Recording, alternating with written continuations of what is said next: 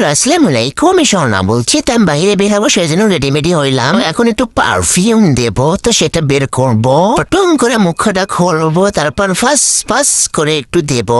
হাতে দেওয়ার press light কিনে রাখছিলাম, পড়া হয় নাই, তো আজকে একটু পরবো, দেখি পরে হাতে কেমন লাগে। তো এই যে দেখেন পড়ছি, সেই লাগতেছে না। তারপর টুং টুং করে বাহিরে বের হয়ে গেলাম, লা লা লা লা লা লা লা।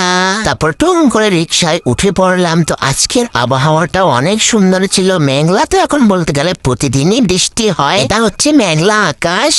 এই কাপড়ের দোকানটায় মনে করেন মৌমাছির মতন ভিড় থাকে। তারপর পাপোশ কেনা লাগবে, তো সেই দোকানে গেলাম। এখানে অনেক ডিজাইনের পাপোশ আছে, তো এখানে 3D প্রিন্টের পাপোশ আছে, সেটা নিয়ে নিলাম। আরে আল্লাহ, এখানে যে জোতা রাইস, এগুলো হচ্ছে শিশুদের খেলার বল। হাঁস মুরগি ভান্ডার এটাকে বলে, আফরা বলে আফরা। ও মা সাসিয়াম্মা এখানে হরে কি আজকের মতন বিদায়, টাটা, আল্লাহ হাফেজ।